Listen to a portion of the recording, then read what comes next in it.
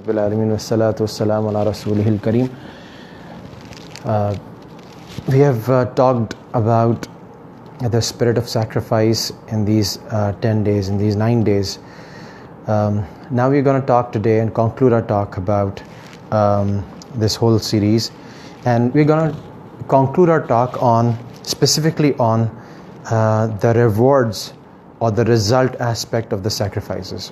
So let's go back to the story of Ibrahim alayhi salam and see what the kind of sacrifices that he made throughout his life, and specifically the intended sacrifice of his own son. How did this all resulted in the status, in the rank, in the daraja that Ibrahim alayhi salam eventually achieved? So we see that it was actually basically, again, he reached the rank of Khalilullah just due to this sacrifice, due to the sacrifices he made throughout his life. Hazrat Ibrahim alayhi salam's whole life, not just this event, but his entire life is made up of sacrifices for Allah subhanahu wa ta'ala. And eventually we see that he is considered to be, from when Ibrahim alayhi salam came, Allah subhanahu wa ta'ala promised him that whoever is going to be sent as a Nabi or Rasul in this dunya will be from your offspring.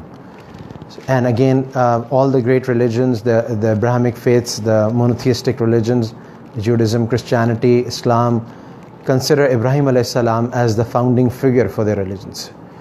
Similarly, in case of Yusuf alayhi salam, we saw that the kind of sacrifices Yusuf alayhi salam made throughout his life made him achieve eventually, it earned him the best in this dunya, the best status in this dunya. It earned him the throne of one of the superpowers then. It earned him the high status of one of the greatest Nabi who has ever passed, only few amongst the few Anbiya who have been mentioned in the Holy Quran. And the other rewards. Similarly, we saw in case of Prophet ﷺ and the Ummah, the companions, the sacrifice that they made. It resulted in the foundation, in the building of one of the greatest nations, the Islamic nation, the Muslim Ummah. That was again possible only through the sacrifices of Nabi Karim Sallallahu Alaihi Wasallam and the Sahaba. And it earned Nabi Karim Sallallahu Alaihi Wasallam the greatest imaginable status for any human being, being the Khatim Rasul, being the leader of all the Rasul.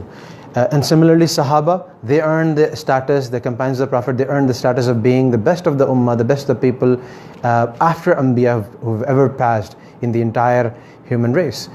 So, and again, this fetched them the dunyavi results. They became the rulers of then almost more than 1/3 of the inhabited world. And in Akhirah, they have been declared that Allah subhanahu wa ta'ala has given them, a certification that Allah subhanahu wa ta'ala is pleased with them, and He's pleased with, and they are pleased with Allah subhanahu wa ta'ala. So all of these are rewards of the efforts, the hardships, the sacrifices that all these people made for this, for Allah subhanahu wa ta'ala, for exclusively and purely and solely for Allah subhanahu wa ta'ala. Today I'm asking the same question and posing the same question to myself and to the people who are listening, that if, let's say today, we're going to make the same sacrifices, is Allah subhanahu wa ta'ala going to reward us with the similar rewards, with the similar positions, with the similar results? So the answer is that the nizam of Allah, the sunnah of Allah does not change. So the same promises that were working in the times of Hazrat Ibrahim alayhi salam and Nabi Karim sallallahu alaihi wasallam and Sahaba Karam radiyallahu anhum ajma'in, the same promises are working today. The same promises are made to us today. But there's a fundamental confusion.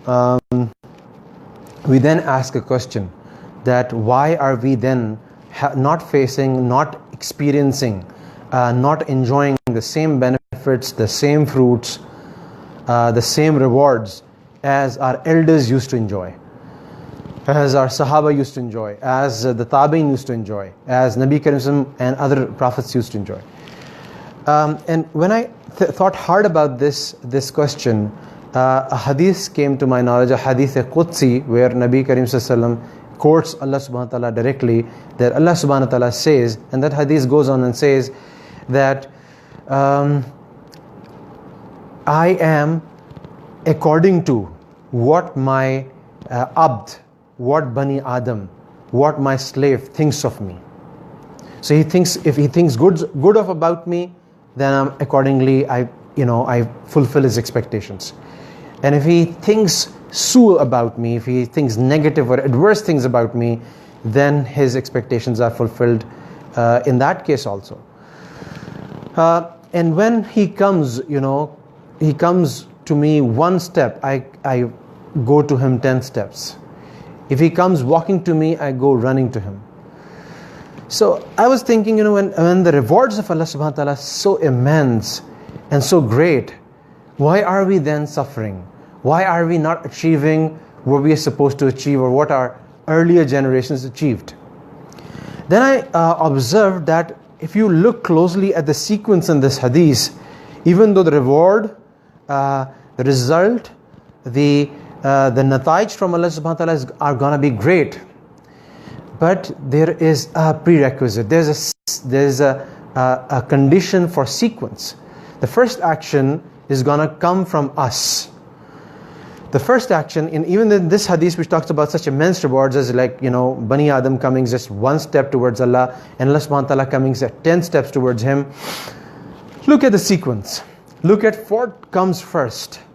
So it's an action from the Bani Adam, it's an action from the slave, and it's an action from us, which has to precede, which has to come before Allah subhanahu wa ta'ala's help arrives, before Allah subhanahu wa ta'ala's nusra comes. So why we are suffering is why we are not suffering. The reason is that we are not taking the first step. We are not moving we are not taking the initiative. We are not moving in the direction of Allah subhanahu wa ta'ala. So everybody who has actually taken those first step, he experiences that Allah subhanahu wa ta'ala's immense help arrives. Allah subhanahu wa ta'ala's immense reward starts arriving. Some people feel it through their hearts, through their soul. Some people feel it physically through the mercy that's taking place, the results that Allah subhanahu wa ta'ala is bestowing them. The same thing we can observe when we read Surah Fatiha every time. We say, Iyaka na'budu wa iyaka nasta'in. Iyaka na'budu means, Ya Allah, to you we worship. Only you we worship. And then, Iyaka nasta'in, and from you, only you, we seek help. So what comes before what? Help comes earlier, or worshipping comes earlier? There's a sequence. Worshipping comes earlier, and then the help is promised. Similarly in Adhan, how does it go? Hayal al-Salah is before Hayal al-Falah, or the other way around? So it is Hayal al-Salah, and then Hayal al-Falah, Hayal al-Falah. Which means what? That come to Salah, and then come to Falah, the success, the salvation, So the first thing again is coming to Salah, and then salvation and success is promised. So this is the theme, this is the way the nizam of Allah subhanahu wa ta'ala, the ghaibi nizam, the unseen system of Allah subhanahu wa ta'ala works. What happens in our case is that we, rather than making sacrifices earlier on, before in our life, we start expecting rewards. We start expecting help of Allah subhanahu wa ta'ala. Rewards are promised, rewards are immense, rewards are certain, but they're only gonna come only once we start giving sacrifice from our own side. So what are the kinds of some of the sacrifices that are expected of us? Our sacrifice is not the kind of sacrifices that Ibrahim alayhi salam made, or Nabi Karim sallallahu alaihi wasallam made, or for that matter even Sahaba made. To us the promises are there even if we make small sacrifices.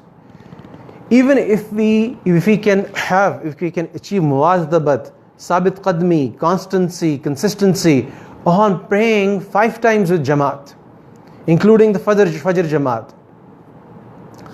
The help of Allah subhanahu wa ta'ala is going to come, you will see it. Even if you are going to avoid casting lustful gaze on on the members of the opposite gender.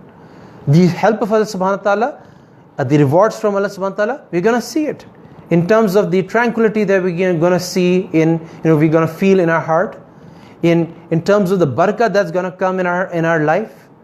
All of this, if we start casting a glance of love on our parents, on our beloved ones, we're going to improve our relationship with our wife, with our kids, with our friends, with our neighbors, then again we would see the barakah, the help, the nusra, the mercy of Allah subhanahu wa ta'ala in our life. But we first need to take those steps. We need to first sacrifice our desires, our small, we need to sacrifice our ego, and we need to sacrifice our anayat. We need to sacrifice our small, the things that we are always, causing us to slip away from the path of Allah subhanahu wa ta'ala.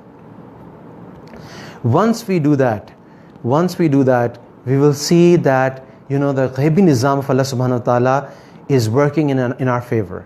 And then we would have such a deep insight into the way things work around us, that something that would seemingly, appear as if it's going against us, but if we are compliant, if we are in line with the hukum of Allah subhanahu wa ta'ala, if we are in line with the deen of Allah subhanahu wa ta'ala, it would again feel to us, it would not discourage us, it would not make us depressed, it would not cause us a setback.